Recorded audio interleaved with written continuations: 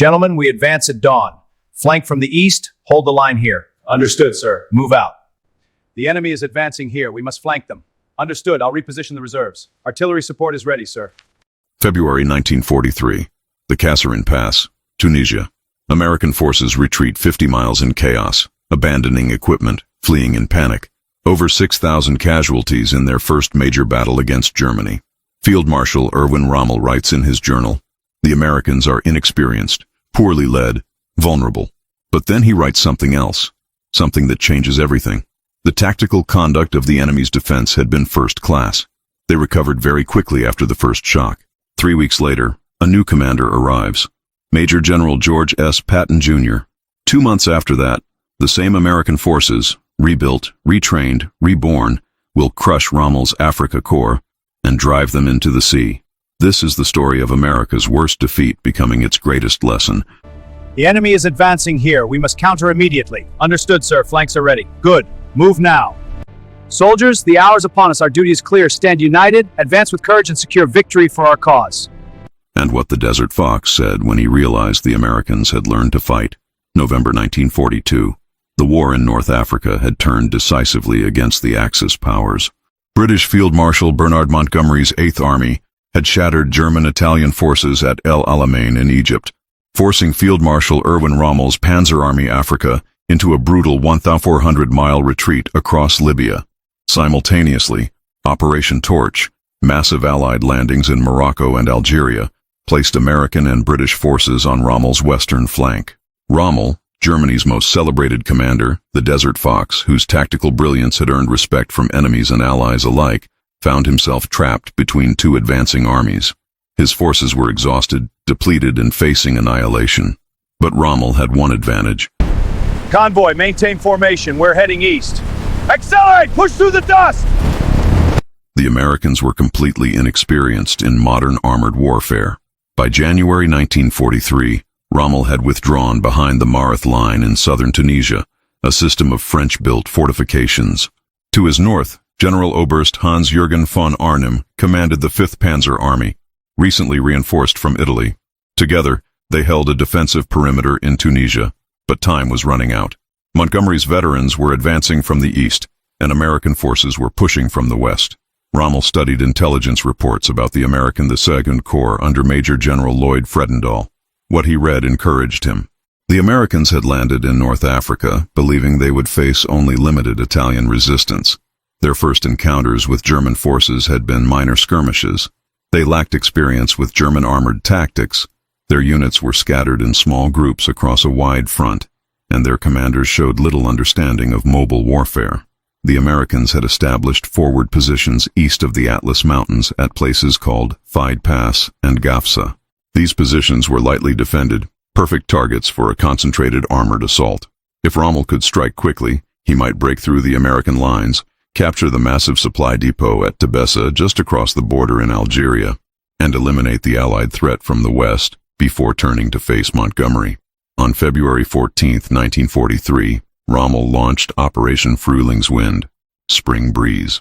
His objective was bold: smash through the American defensive positions, drive west through the mountain passes, seize Allied supply bases, and potentially force the entire Allied army in Tunisia to withdraw. It was a desperate gamble, but Rommel specialized in desperate gambles. The attack began with German forces from Arnim's 5th Panzer Army striking at Kasserine Pass. American forces, scattered in what military historians would later call penny packets, small isolated units unable to support each other, were overwhelmed. German tanks appeared from multiple directions simultaneously, a classic encirclement tactic. American Sherman tanks, inferior to German Panthers and Tigers, were destroyed by the dozens. Infantry positions, placed on hills without mutual support, were isolated and overrun. By February 16th, American forces at Sidi Bou Zid had been routed. Over 1,600 American soldiers were killed, wounded, or captured. Nearly 100 tanks, 57 half-tracks, and 29 artillery pieces were destroyed or abandoned. American counterattacks were disorganized and easily repulsed. The retreat became a rout, with soldiers abandoning equipment and fleeing westward. Rommel sensed opportunity. Against the advice of his nominal superior, Field Marshal Albert Kesselring, he decided to exploit the breakthrough. Rather than consolidating gains, he would drive through the Kasserine Pass itself, a narrow 2-mile gap in the Atlas Mountains' western dorsal range. Beyond lay Tebessa and the road to Allied headquarters. On February 19th, German and Italian forces attacked Kasserine Pass, defended primarily by American engineers and scattered infantry units. The defenders fought with more determination than Rommel expected, but they lacked proper support and coordination. After initial resistance, German armor broke through on February 20th. American defensive lines collapsed. The retreat continued, another 50 miles westward. For the American army, it was a catastrophe. Inexperienced troops, poorly positioned and inadequately supported, had been shattered by veteran German forces using tactics perfected in Poland, France, and Russia. Equipment worth millions lay abandoned along muddy Tunisian roads. Morale plummeted. Some units dissolved into panicked mobs. It was America's first extended combat against Germany, and it was a humiliating defeat. February 22, 1943. Rommel's advance, so successful initially, suddenly stalled. What happened in those critical 3 days transformed the battle from German triumph to Allied resilience, and gave Rommel his first true measure of American capabilities. After breaking through Kasserine Pass, Rommel divided his forces. He personally led the 10th Panzer Division northwest toward Thala, while sending Italian and German units west toward Tebessa. It was a violation of his own tactical principles. Never divide your force when exploiting breakthrough. But the decision had been imposed by higher command in Rome, and he had no choice. What Rommel encountered beyond the pass surprised him. American forces, reinforced by British units rushed from the north, had established a formidable defensive line. Brigadier General Paul Robinette's Combat Command B of the 1st Armored Division, combined with elements of Major General Terry Allen's 1st Infantry Division, had formed a powerful combined arms defense. The Americans positioned infantry, tanks and defilade, and anti-tank guns in mutually supporting positions along the southern and western edges of the Bahiret-Fusana Valley. Dozens of artillery pieces provided direct support, guided by forward observers who had pre-registered fires along likely German approach routes. It was textbook defensive doctrine, executed with precision that belied the chaos of the previous week. When German armor advanced on February 21st, expecting to continue their rapid exploitation, they encountered concentrated artillery fire. American artillery, which Rommel had previously dismissed as adequate but unexceptional, proved devastating. Forward observers directed barrages that broke up German formations before they could close with American positions. Italian Bersaglieri infantry, elite troops attacking in trucks behind German tanks, were shredded by artillery and machine gun fire. Rommel personally observed the defense. His diary entry that evening reflected grudging respect. German forces attacked repeatedly, but could not penetrate the American lines. Tanks were destroyed by concealed anti-tank guns. Infantry assaults broke against coordinated defensive fire. The Americans, who had fled in disorder just days earlier, were now fighting with skill and determination. To the north, the British 26th Armored Brigade established defensive positions blocking the road to Thala. German attempts to break through encountered similar resistance. British artillery, even more experienced than American batteries, inflicted heavy casualties. The narrow mountain passes, which had facilitated German breakthrough, now became killing zones where Allied artillery and air power could concentrate on bunched German formations. By February 22nd, Rommel's offensive had reached its high water mark. His forces held Kasserine Pass but could advance no further. Supply lines, stretched across difficult terrain, were under constant air attack. Fuel was running low. Rommel had perhaps 250-300 kilometers worth remaining, barely enough to withdraw to starting positions.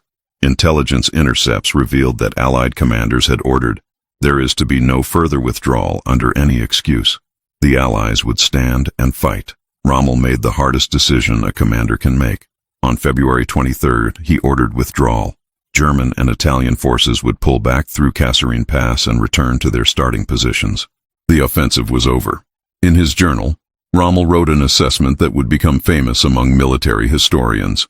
The tactical conduct of the enemy's defense had been first class. They had recovered very quickly after the first shock and had soon succeeded in damming up our advance by grouping their reserves to defend the passes and other suitable points. This was extraordinary praise from the Desert Fox. Rommel was not given to complimenting enemies lightly. His assessment acknowledged that American forces, despite their initial defeat, had demonstrated tactical competence and rapid adaptation. They had learned from mistakes, reorganized under fire, and executed effective defensive operations against veteran German troops. But Rommel also noted weaknesses. American commanders lacked experience coordinating combined arms. Their defensive positions at the start of the battle had been poorly sighted. Unit cohesion had broken down during the retreat. These were correctable problems that experience and better leadership could fix. March 6, 1943. A convoy of vehicles roared into the II Corps headquarters at Jebel Kouif, Tunisia. Out stepped Major General George Smith Patton, Jr., wearing polished cavalry boots, a perfectly tailored uniform, and his famous ivory-handled revolvers. He had arrived to take command of American forces in North Africa, replacing the relieved Lloyd Fredendall. Eisenhower had made the change reluctantly but decisively. Fredendall, who had commanded from a bunker 60 miles behind the front lines, had proven unable to coordinate his forces or respond effectively to German attacks. His defensive dispositions at Kasserine had been catastrophic. He had to go. In his place, Eisenhower needed a commander who could restore American fighting spirit and prepare forces for the final push to victory in Tunisia. Patton was the obvious choice. Aggressive, demanding, and supremely confident, he had led American forces during the landings in Morocco during Operation Torch. His reputation as a hard-driving taskmaster preceded him. More importantly, he understood armored warfare. He had studied German blitzkrieg tactics, commanded tank units since World War I, and believed in offensive action above all else. His first actions shocked the demoralized II Corps. Within hours of arriving, Patton issued orders that seemed trivial to combat-weary soldiers, but revealed his philosophy. Every soldier would wear proper uniform, including helmets and leggings. Shaving would be mandatory. Saluting would be enforced. Soldiers caught without helmets would be fined. The changes seemed petty, but Patton understood psychology. An army that looked like an army would fight like an army. "I'm here because someone failed," Patton told assembled officers at his first staff meeting. "I'm not here to be loved. I'm here to lead you to victory." He instituted immediate changes in tactics and organization.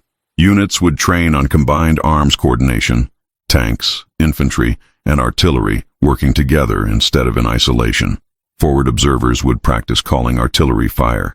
Tank commanders would study German tactics and develop countermeasures. Patton personally visited forward positions, something Fredendall had rarely done. He talked to soldiers, inspected defensive positions, and demanded aggressive patrolling. "We're going to attack," he told his commanders. "We're going to attack constantly.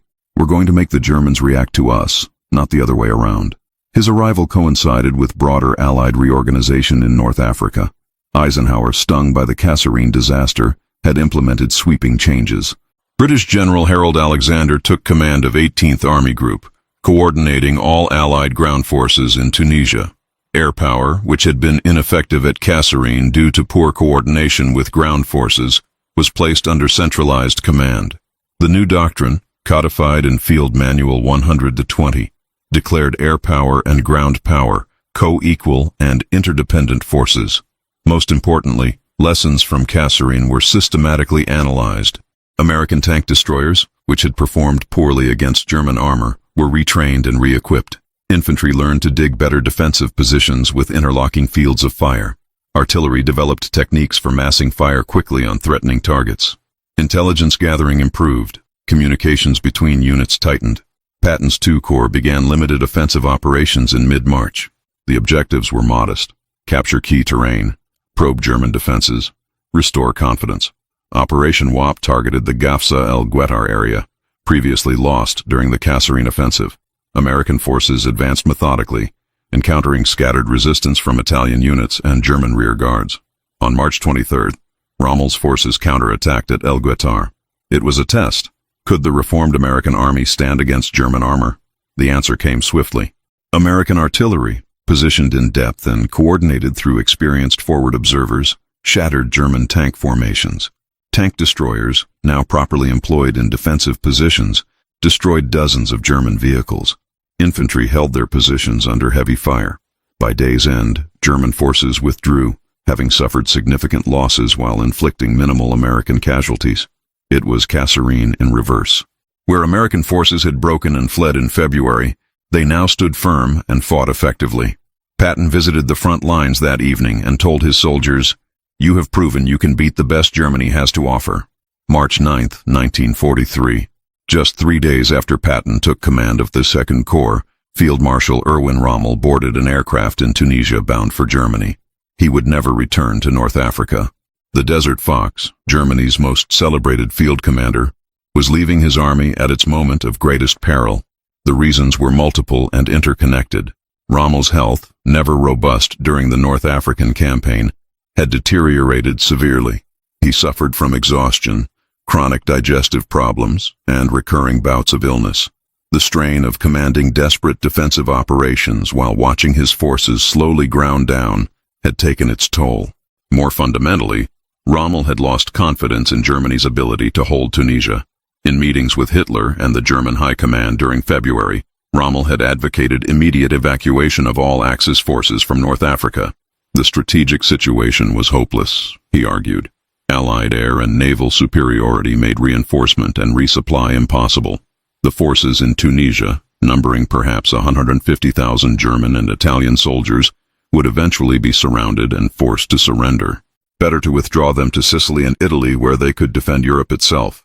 Hitler refused. Tunisia would be held at all costs. Every German soldier would fight to the last. Evacuation was defeatism. Rommel, frustrated and ill, accepted medical leave. Command of Axis forces in Tunisia passed to General Oberst Hans-Jürgen von Arnim.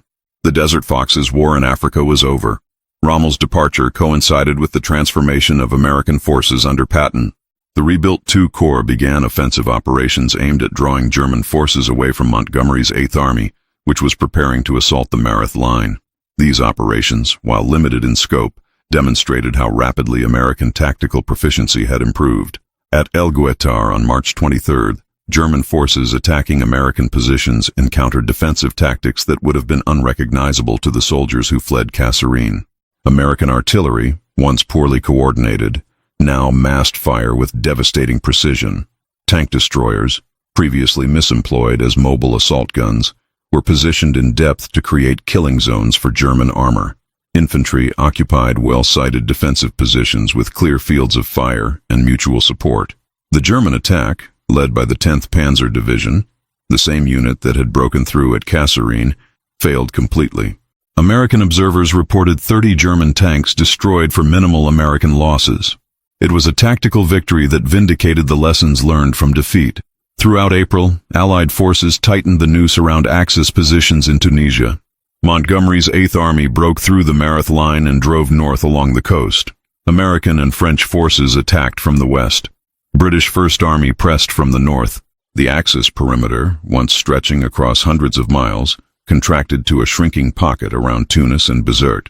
Patton's the II Corps participated in these operations, though not in the starring role Patton desired. Political considerations and Allied coordination meant that British forces would capture the symbolic prizes of Tunis and Bizerte. Patton chafed at what he considered secondary assignments, but his soldiers fought effectively nonetheless. By early May, the end was near. German and Italian forces, compressed into a small area around Tunis, faced overwhelming Allied superiority in every category: manpower, tanks, artillery, and especially air power. Allied aircraft dominated the skies, attacking any Axis movement by day. Supply convoys from Italy were decimated by Allied naval and air forces. Ammunition ran low. Food was scarce. Medical supplies were exhausted. On May 7, 1943, Allied forces captured Tunis. On May 13th, the last Axis forces in North Africa surrendered. Over 250,000 German and Italian soldiers entered Allied captivity, more than had surrendered at Stalingrad. The North African campaign, which had begun with Italian invasion of Egypt in 1940, was over. The Mediterranean belonged to the Allies. For American forces, the transformation from Kasserine to Tunisia represented a military coming of age. In 3 months, inexperienced soldiers had become competent fighters. Commanders who had never led large formations under fire had learned their trade. Tactical doctrines had been tested, found wanting, and improved. The army that would invade Sicily in July 1943 bore little resemblance to the force that had fled through Kasserine Pass in February. The Battle of Kasserine Pass entered American military history not as a victory to celebrate, but as a failure to study. The U.S. Army, with characteristic pragmatism, conducted exhaustive analysis of what went wrong and how to prevent similar disasters. The lessons learned in Tunisia's mountains and deserts would shape American military doctrine for generations. First and most obvious, leadership matters. Lloyd Fredendall's relief sent a clear message throughout the Army.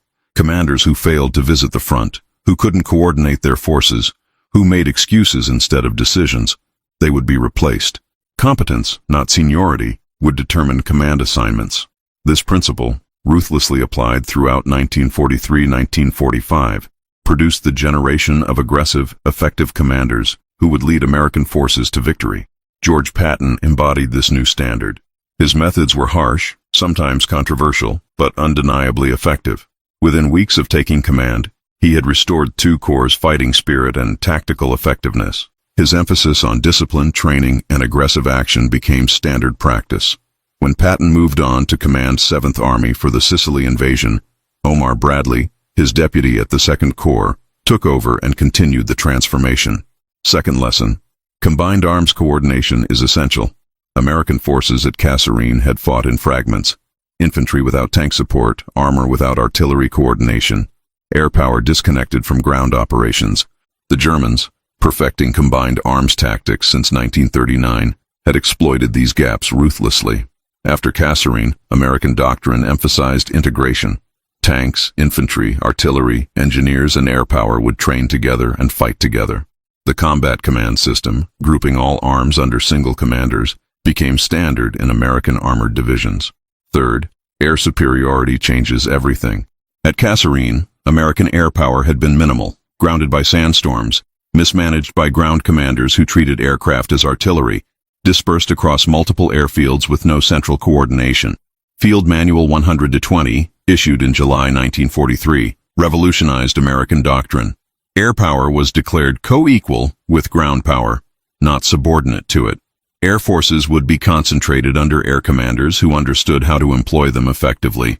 The result was eventual Allied air supremacy that made German daylight movements suicidal. Fourth, tactical competence requires realistic training. American soldiers had arrived in North Africa trained for World War I-style positional warfare. They had never faced massed armor attacks, never coordinated with air support under fire, never experienced the confusion and terror of modern mobile combat. After Kasserine, training in the United States emphasized realistic combat conditions. Soldiers learned to dig proper defensive positions, call artillery fire accurately, and coordinate with supporting arms. Tank crews trained against mock-ups of German tanks to learn their strengths and weaknesses. Fifth, equipment matters, but training and tactics matter more. American Sherman tanks were inferior to German Panthers and Tigers in armor and firepower. This would remain true throughout the war. But properly employed, used in combined arms teams with infantry and artillery support, attacking from advantageous positions, exploiting superior numbers, Shermans could defeat German armor. The solution wasn't just better equipment, but better tactics. The broader strategic lessons were equally important. Eisenhower learned that coalition warfare required clear command structures and unity of effort. The confusion at Kasserine, with American, British, and French forces operating under unclear command relationships, would not be repeated. For future operations, command responsibilities would be explicit and respected. For Rommel, watching from Germany as Tunisia collapsed, the lessons were bitter. He had inflicted a sharp defeat on inexperienced American forces at Kasserine, but he had also underestimated their ability to learn. His journal entry praising American tactical competence proved prophetic. The Americans recovered quickly, adapted rapidly, and emerged from defeat stronger than before. In his memoirs written after the war, Rommel reflected on American capabilities. The American soldier showed himself to be extraordinarily brave and tough, particularly when defending positions. He noted their superior equipment, especially artillery and air support, but also acknowledged their tactical improvement. By the end of the African campaign, American forces had become formidable opponents. This was the ultimate vindication of American military culture, the ability to acknowledge failure, learn from it, and improve rapidly. Kasserine Pass was a disaster, But it was a disaster that taught lessons America's enemies would regret. From Tunisia's defeat came Sicily's victory, Italy's campaign, Normandy's invasion, and ultimately Germany's surrender. The soldiers who fled through Kasserine Pass in February 1943 would, by May 1945, be standing in the heart of a defeated Germany, having helped destroy the most powerful military machine in history. That transformation began in the dust and blood of a North African mountain pass, where defeat became the foundation for victory.